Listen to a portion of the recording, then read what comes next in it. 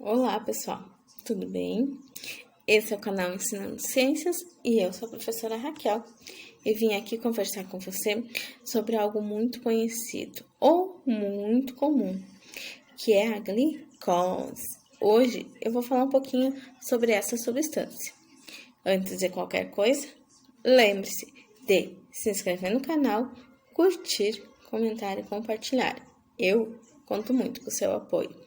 Vamos lá entender um pouquinho sobre o que é a glicose? Então, nome comum, ou seja, o apelido lá no dia a dia nosso, no nosso cotidiano, é glicose. Essa glicose, ela tem um nome muito mais pomposo, mas não é o nome que nós usamos no nosso dia a dia. Porém, eu trago aqui esse nome tão pomposo dela. 6-hidroximetioxano 2,3,4,5-tetrol.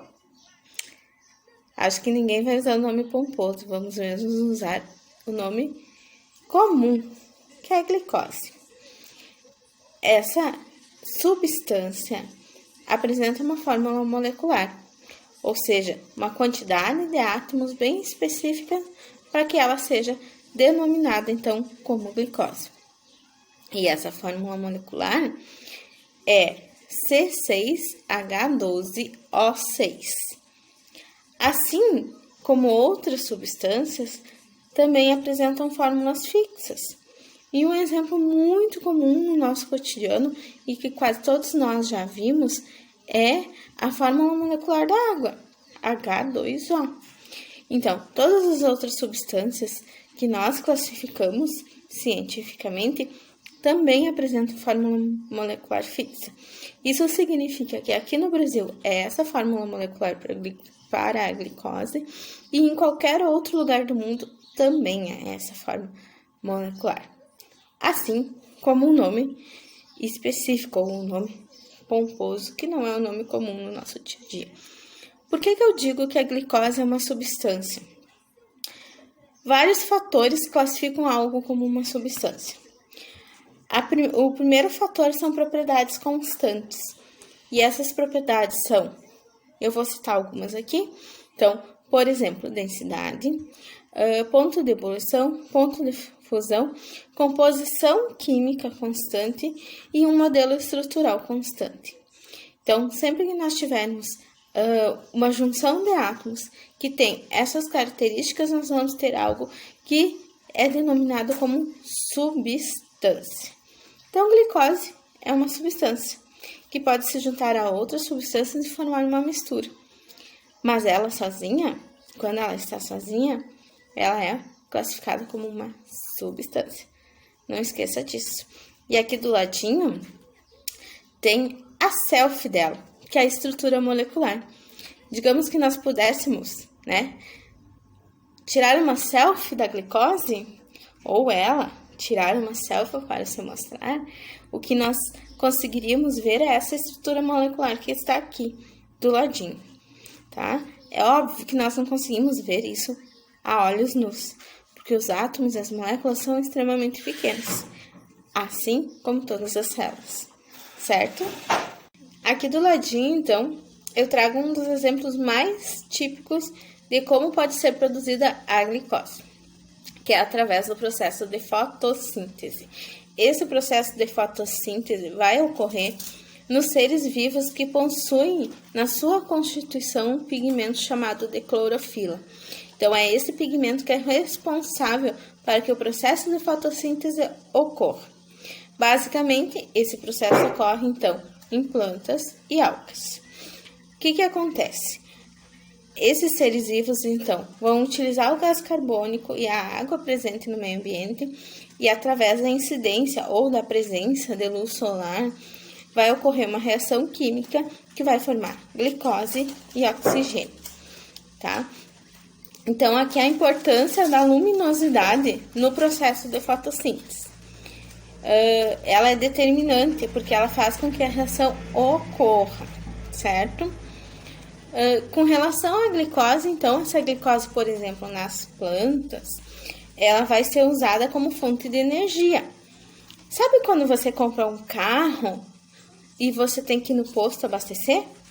Colocar combustível, gasolina ou etanol? Pois é, os seres vivos, de um modo geral, também precisam de combustível. E o combustível utilizado, então, por plantas, por exemplo, vai ser a glicose.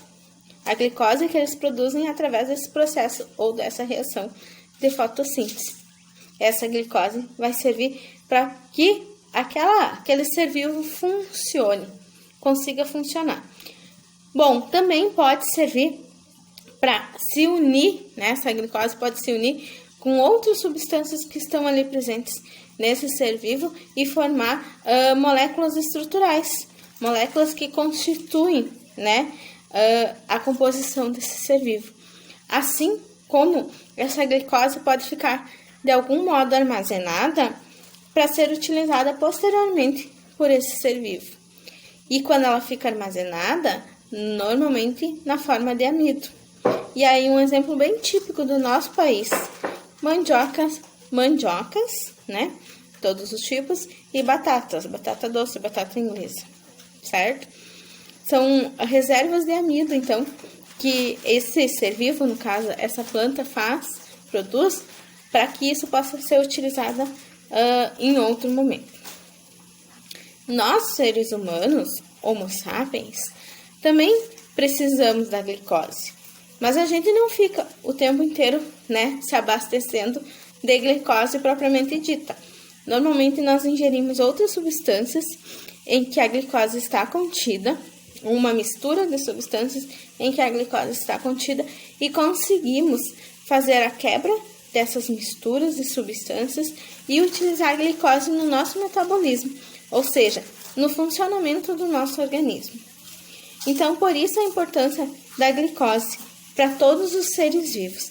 Alguns seres vivos vão conseguir produzir a sua própria glicose, né, utilizando o que está disponível no meio ambiente. Outros seres vivos, como nós, seres humanos, vamos precisar retirar a glicose de outros seres vivos, né, ou nos alimentarmos de outros seres vivos, ou nos abastecermos de outros seres vivos para conseguirmos, então, quebrar essas substâncias que estão ali presentes, essas misturas de substâncias, e conseguir ter disponível a glicose para que nosso organismo funcione.